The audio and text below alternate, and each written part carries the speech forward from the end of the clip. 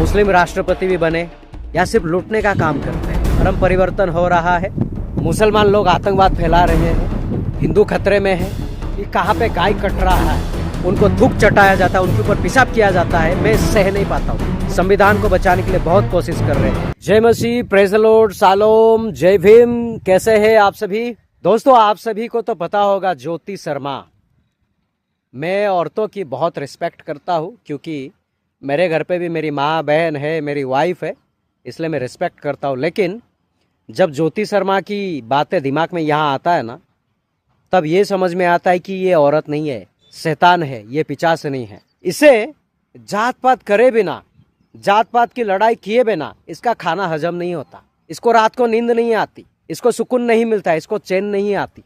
कभी ईसाइयों की चर्च तुड़वाती है, ईसाइयों को मरवाती है, पिटवाती है और हमारी ईसाई बहनों को जलील करते हैं, और कभी मुसलमानों के पीछे पड़ जाती है। जात पात, ऊंच नीच, भेदभाव यही करती है। इसलिए मैंने कहा यह औरत नहीं है, ये पिशाचनी है, ये शैतान है, और शैतान ही ऐसा घटिया काम करता है। हमारा बाइबल कहता है मनुष्य इस पृथ्वी का सबसे ज़्यादा श्रेष्ठ है, सबसे श्रेष्ठ है। ये मनुष्य को पृथ्वी में इसलिए भेजा कि वो एक दूसरे से प्यार करे, अपना प्यार बांटे। लेकिन ये औरत हमेशा वायलेंस फैलाती है, नफरत बांटने का काम करती है। मैं एक रील देख रहा था दोस्तों इंस्टाग्राम में, वहाँ पर एक मुस्लिम औरत को कहती है कि तुम बिजनेस नहीं कर सकते, मैंने नगर निगम को बुलाया है, वो तुम्हारा दुकान को उठाएंगे। आजकल भारत देश में कोई भी जो अपने मन को भाता है वैसा नाम रखता है। एक चाट वाला उसके दुकान में जाके बोलती है इसका मुसलमान नाम है। ऐसा घिनौना और घटिया टिप्पणी करती है। हमेशा देखो हिंदू हिंदू हिंदू हिंदू करते रहते हैं। एक बात मुझे बताओ, 2014 से पहले कांग्रेस का सरकार था और हमारे भारत देश में मुस्लिम राष्ट्रपति भी बने, डॉक्टर एपीजे अब्दुल कलाम। तभी तो हिंदू खतरे में नहीं था, लेकिन मोदी आने के बाद हिंदू खतरे में आ गया और भारत के हर स्टेट में बीजेपी गवर्नमेंट है, फिर भी हिंदू खतरे में आ गया। तो मुझे समझ में ये नहीं आ रहा है ये बीजेपी गवर्नमेंट के लोग काम करते हैं या सिर्फ चोर है या सिर्फ लूटने का काम करते हैं। ये एक पर्दा है दोस्तों, जो सभी की आंखों के सामने पर्दा लगाया गया है। क्योंकि अगर भारत देश के लोग रोजगार मांगेंगे तो लोग कहेंगे धर्म परिवर्तन हो रहा है। अगर लोग शिक्षा की बात कहेंगे तो बीजेपी सरकार, ये चाटुकार लोग कहेंगे कि नहीं, मुसलमान लोग आतंकवाद फैला रहे हैं। भारत देश में अगर कोई तरक्की का बात करेगा तो ये लोग कहेंगे हिंदू खतरे में है। तो ये सारी चीजें एक पर्दा है, पर्दा। BJP government, RSS, Bajrang Dal और जो मोहन भागवत, उन्होंने भारत देश के सिटीजन को पर्दे में रखा है, काला पर्दा। इतना बड़ा दुर्भाग्य है कि भारत देश में पढ़े लिखे लोग होने के बाद भी ये जाहिल गवार लोगों की बात सुनकर धर्म के विरुद्ध लड़ते हैं। इस दुनिया में कितनी जात है? जो भी सो कॉल्ड बुद्धिजीवी कहते हैं अपने आप को, ज्ञानी कहते हैं, नॉलेजेबल जो कहते हैं अपने आप को, मुझे बताओ ना कितना जात है? मेरे जानकारी में सिर्फ 2 ही जात है, एक मर्द है और एक औरत जात है। इसके अलावा और कोई जात हमारा परमेश्वर ने नहीं बनाया है। ये रेंगने वाले कीड़े, इन्होंने इंसान को जात पात करके बांट दिया और इंसान होके इंसानों को ही अपने पैरों तले कुचलने का काम करते हैं। और आप लोगों को दिखाई नहीं देता। आप लोग बीजेपी सरकार, बीजेपी सरकार। अरे बीजेपी सरकार को ये पूछो, हर साल 2 करोड़ नौकरी देने का वादा किया था, उसका क्या हुआ? 100 स्मार्ट सिटी देने का वादा किया था, उसका क्या हुआ? ये पूछोगे नहीं। लेकिन मंदिर के अंदर दलित घुस गया, उसको पकड़ के मारो पीटो। ये दिखता है कि कहाँ पे गाय कट रहा है। ये सनसनी खबर बन जाता है, नेशनल न्यूज बन जाता है ना। इसलिए कहाँ पे गो मांस का तस्करी किया जाता है वो देखो। उत्तर प्रदेश का पूरन जोशी, पंडित पूरन जोशी, उसकी कोल्ड स्टोरेज से 185 टन गाय मांस मिला। किसी ने आवाज उठाया? ये बेरोजगार दल जो घूमते सड़क के किनारे में आवारा कुत्ते की तरह, उन्होंने कभी आवाज उठाया? 185 टन उसकी कोल्ड स्टोरेज से निकला, करोड़ों का गाय का मांस। और उत्तर प्रदेश का जो चीफ मिनिस्टर योगी आदित्यनाथ, जिसके नाम से क्रिमिनल थर थर कांपता है, योगी आदित्यनाथ क्या कर लिया? ये लोग नहीं करेंगे। क्यों? इनको नोट आता है वहां से, नोट। और हमारे लोग इतने भोले हैं, उनको कुछ दिखाई नहीं देता, कुछ समझ नहीं आता, जाप करते रहते हैं BJP government, RSS, Bajrang Dal. इससे क्या फायदा है? क्या मिला आप लोगों को? क्या मिल रहा है? क्या प्रॉफिट है?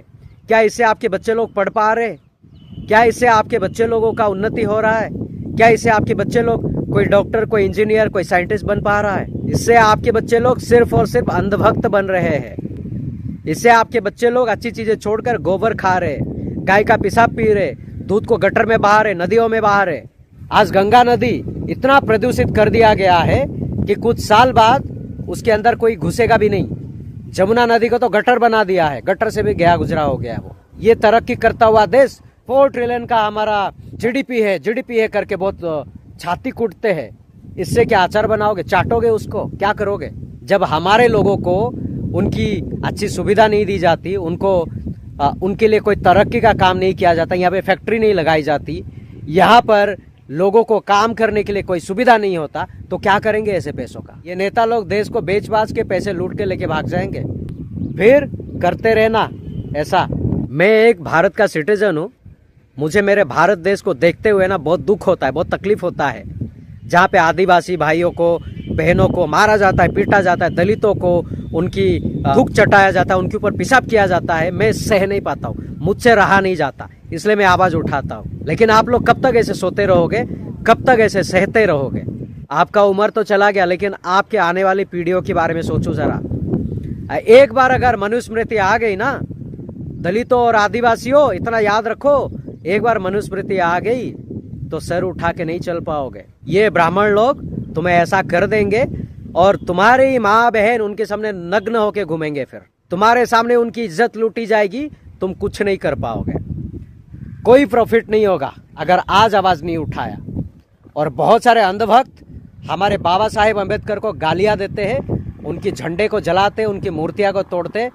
एक बात याद रखो, बाबा साहेब रिस्पेक्टफुल इंसान है, वो किसी ऐसे दलाल नेताओं में से एक नहीं है। वो भारत देश के इज्जतदार है और उनके साथ इज्जत से पेश आने का। बाबा साहेब की बदनामी हम बर्दाश्त नहीं करेंगे। बहुत सारे लोग हमारे बाबा साहेब को गालियां देते हैं, लेकिन हम संविधान पढ़ने वाले लोग हैं, हम शिक्षित लोग हैं, हम माँ बहन की गालियां नहीं देंगे। हम तुम्हें ढंग से समझा रहे बाबा साहेब को गाली नहीं देने का। और अम्बेडकरवादी और संविधान है, इसीलिए आज इस भारत देश में संविधान चल रहा है और बहुत सारे लोग सर उठा के चल पा रहे हैं। ये ब्राह्मण लोग हैं ना, सब खत्म कर दिए होते। इसलिए मैं कह रहा हूँ, अभी भी वक्त है, संभल जाओ, सुधर जाओ, आवाज उठाओ। पर नहीं करते कोई। हमारे आदिवासी भाई लोग, उनको जंगल में ही रहना पसंद है। हमारे दलित भाइयों को गांव के बाहर झोपड़ी बना के रहना ही पसंद है। अच्छा घर, मकान, अच्छी स्ट्रेटजी के साथ रहना पसंद नहीं है। क्यों ऐसा? कब तक सोते रहोगे यार? एक बार तो आवाज उठा के देखो ना।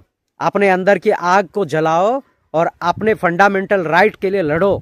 नहीं लड़ोगे तो कुचल दिए जाओगे। यह भारत देश की दुर्दशा है और दुर्भाग्य है। और हम जैसे अम्बेडकरवादी भारत को बचाने के लिए बहुत कोशिश कर रहे हैं, संविधान को बचाने के लिए बहुत कोशिश कर रहे हैं, लेकिन बहुत सारे लोग ऐसे हैं, अपना काम बनता भाड़ में जाए जनता, ये माइंडसेट लेके चल रहे हैं। तो ऐसे में नहीं चलने वाला है। ऐसे में हमारा भारत देश नहीं चलेगा, नहीं चलेगा। सुधर जाओ, सुधर जाओ, सुधर जाओ। आज का टॉपिक मैं यहीं पे करता हूँ एंड। अच्छा लगे वीडियो को लाइक करें, शेयर करें, कमेंट जरूर करें, चैनल को सब्सक्राइब करें। फिर मिलूंगा एक नेक्स्ट टॉपिक के साथ, तब तक के लिए अपना ख्याल रखें। Thank you so much, God bless you all, जय भीम।